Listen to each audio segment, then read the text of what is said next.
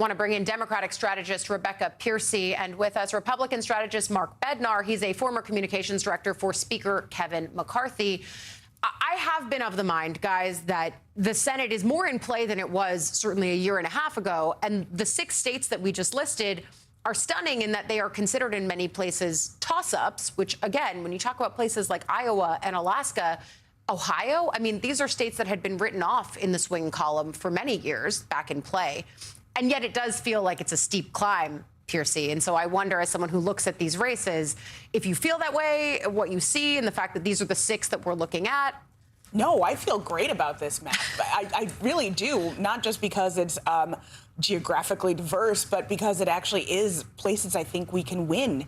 In places like Ohio and Maine, these have not been off the map for so long that the Democratic Party is atrophied in these areas. So they do know how to win. It's just been a tough few years and a couple of really tough cycles for Democrats in some of the states like Montana, for instance. But I think that there's a real shot, particularly in North Carolina, where Roy Cooper is just running one of the best campaigns I've ever seen. It is just flawless. He is unflappable, and it's just been really fun to watch. I do think candidate recruitment, especially in places like North Carolina, is something that Democrats have been crowing about, rightly so in that state specifically, though in Maine, I think there's some consternation over the fact that it's Graham Plattner. A little. I think that's right. But across the board, when you look at places like Alaska, that's another story of candidate recruitment, in large part from Chuck Schumer when it came to Mary Peltola.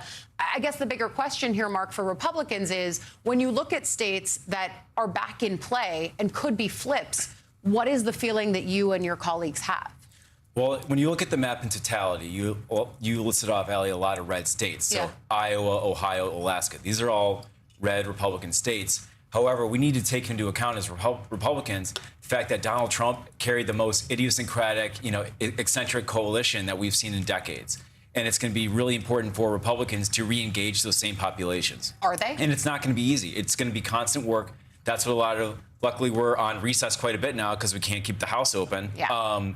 But this does offer an opportunity to go out there and campaign. And part of that, too, though, is having the president himself being out there. If the more rallies he does, the more, it's not just about getting people excited. And you are Ross says, you get voter data, you get people, you get their phone number, you get them to turn out to vote. So the more that is played into the midterms, the better it is for Republicans. You don't worry that Republican voters might feel depressed by the fact that the president is reporting massive financial disclosures and that he's kind of poo-pooing the idea that there's an affordability crisis that polls consistently show is very much happening? Well, there is an enthusiasm gap at this point in time, regardless of the polls right now. And that's something that Republicans do need to make up. Yeah. But a lot of that comes partially not just talking about your accomplishments, but it is really responsible for Republicans. What they need to do is they need to go out and say, if we keep our majorities, here's what we're going to do with it. Thus far, we have not really turned the corner in terms of messaging on that at all. I think you're right on that. And yet I think Democrats are also dealing with their own primary reckoning right now. Yeah. I was talking to folks, Diana DeGette, of course, losing her seat on Tuesday night, the reality check on that happening on Wednesday morning. And to Democrats who were not overly freaked out by what happened in the New York primaries, the successes for Democratic Socialists there, to them, the Diana DeGette Colorado result felt different. And I wonder if you see it that way and what you make of this larger reckoning for your party right now. I don't see it differently, and here's why. I think young people, whether they are DSA specific or just more liberal than the incumbents, are making an insurgence into this party, and I think it's a good thing.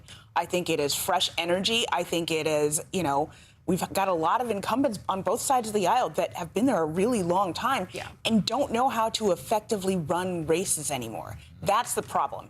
The problem is not that they may not be doing a good job here in Washington, D.C., but they're not anchored in their districts, and they're not running the races they need to run to win. These young people are, and that is the reckoning that we need to come to at the Democratic Party. It's not about what wing of the party you're on. It's like, are you doing the job effectively? And campaigning is part of the job.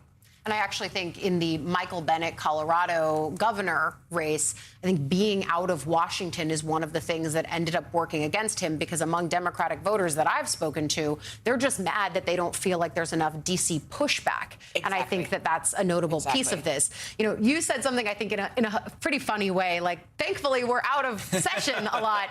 And the reason that the House is out of session a lot, and I get that it's good for these members to be home in their districts, it's more time to campaign, but the reason they're out of session is because they basically can't get it together to do anything on the floor.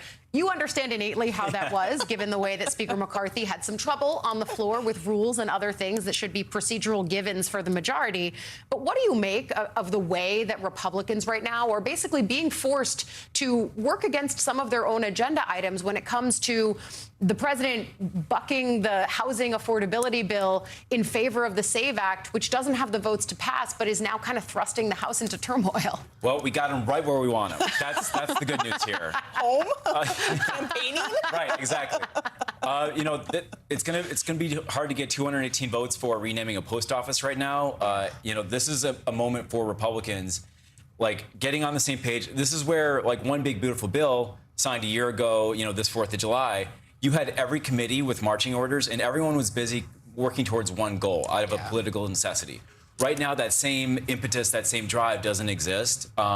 There's very few legislative vehicles here that actually has cohesion within the conference, and you know that's a problem when you're trying to demonstrate to the public that we're the governing majority, we're the responsible adults, we should be the ones in charge.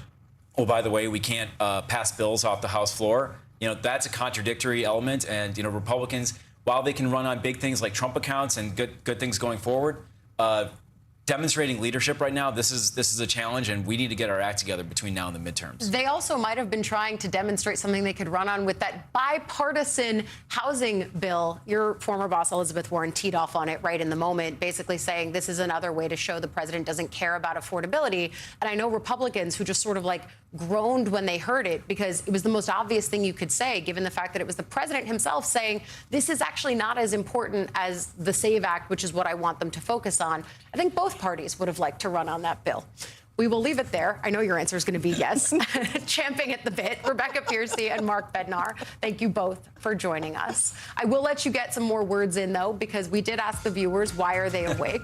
Susan sent us this photo saying she's up too early because this little rescue wants her breakfast. Oh, my God, I couldn't tell. Hungry. I couldn't tell where the blanket began and the kitty ended.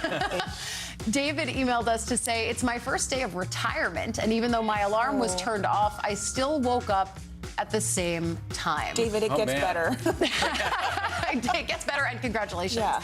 And Toya in Ohio sent us this photo saying she's up early because of these 3 fur girls. Oh my God, they're all so fluffy and sweet. Oh my God, I love it. Okay, well, I hope that you guys have a great 4th of July weekend. Thank you for kicking off the Thursday part of it with us.